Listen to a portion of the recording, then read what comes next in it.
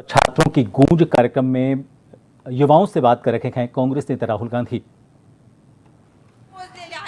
तसंच आमचं त्यांना एक म्हणजे मागणं आहे की ज्या आमच्या आदिवासी विद्यार्थिनी असतात, तुम्ही जर पाहिलं ते जे आदिवासी हॉस्टेल आहेत ते जे शहर आहेत जसं की पुणे मुंबई, तर जे पुण्याचा जो सेंट्रल भाग आहे तिथं नाही आहेत मांजरी कोंढवा।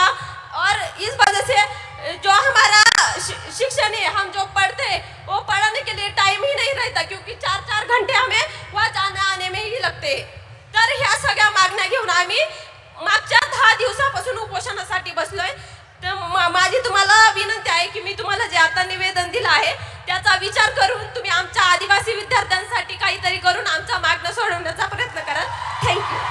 तो बताओ ओके, इन्होंने अपने कुछ मुद्दे आपके लिए लाए हैं। तो पहला पॉइंट ये है कि आदिवासी कम्युनिटी से वो बिलोंग करती है और आदिवासी डिमांड्स के लिए इनके काफ़ी भाई बहन सारे उपोषण पे पिछले 10 दिनों से पुणे में ही बैठे हैं। क्या मेन डिमांड क्या है? इनका डिमांड एक बार प्लीज़ आप फिर से मेन डिमांड क्या है? मेन क्या डिमांड? जो ट्राइबल जो डिपार्टमेंट है उसने जो जीआर लागू किया है, जैसे कि जो हॉस्टल में नियमावली होगी वो उसमें लिखा है कि हम मतलब 13 साल तक ही पढ़ सकते हैं, कि 13 साल तक ही हम हॉस्टल में रह सकते हैं। और फर्स्ट डिमांड ये है उनकी कि ये जिस ट्राइबल हॉस्टल्स में ये रह रही है वहाँ पे ऐसा रूल है कि वो सिर्फ 30 ईयर्स तक ही वहाँ पे रह सकती है। आफ्टर दैट ये सरकारी हॉस्टल है? हाँ, ट्राइबल कम्युनिटी का जो हॉस्टल होता है वो सभी सरकारी ही होता है।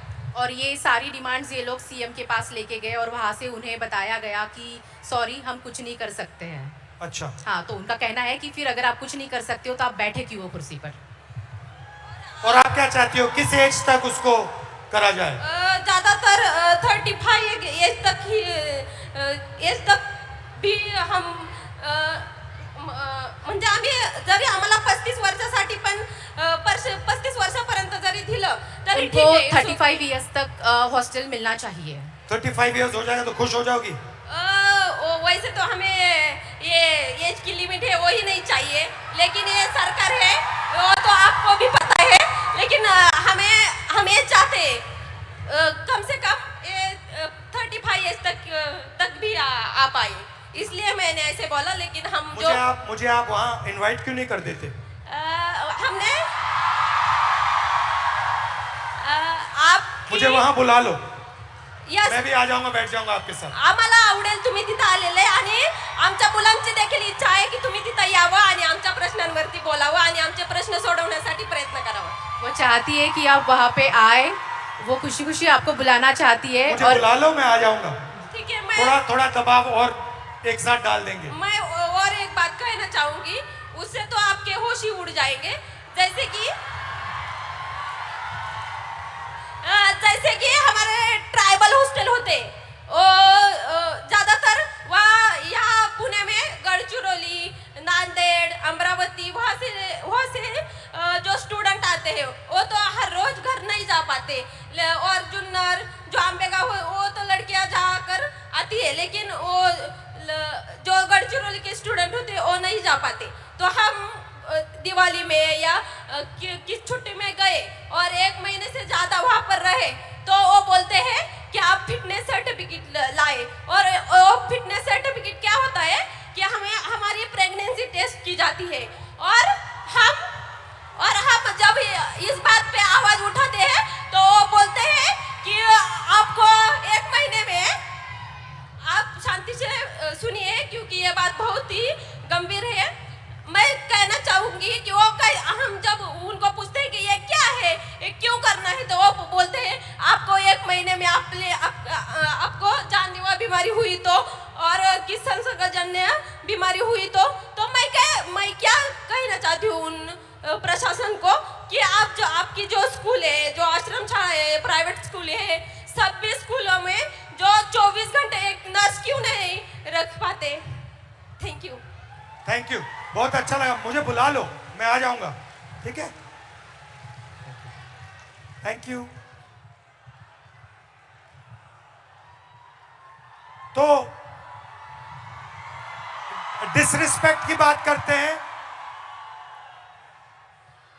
लोग क्या कहेंगे।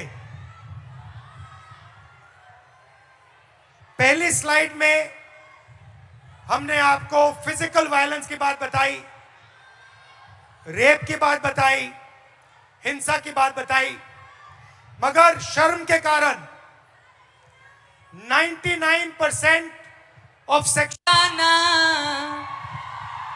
मर्दाना की मैं बात कर रही हूं तो समझ लीजिएगा वही 56 इंच वाला।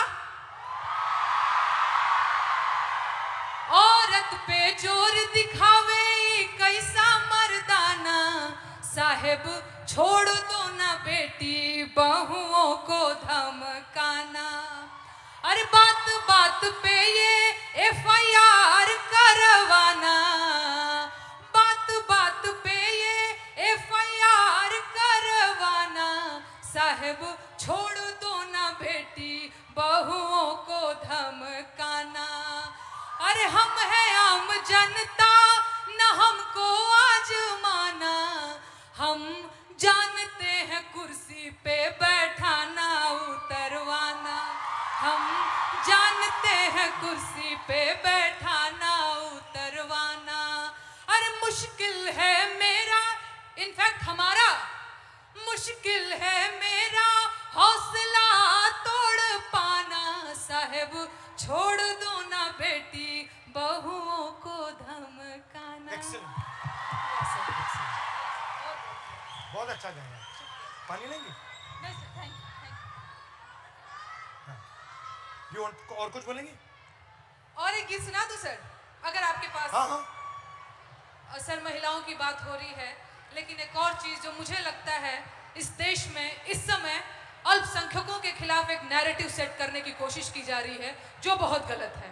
उनकी वतन परस्ती पे बात आ गई है, उन्हें आतंकवादी कहा जाता है, उनके देश प्रेम पर सवाल उठता है, तो ये गीत बहुत जरूरी हो जाता है सर। मैं ये गीत गाना चाहती हूँ।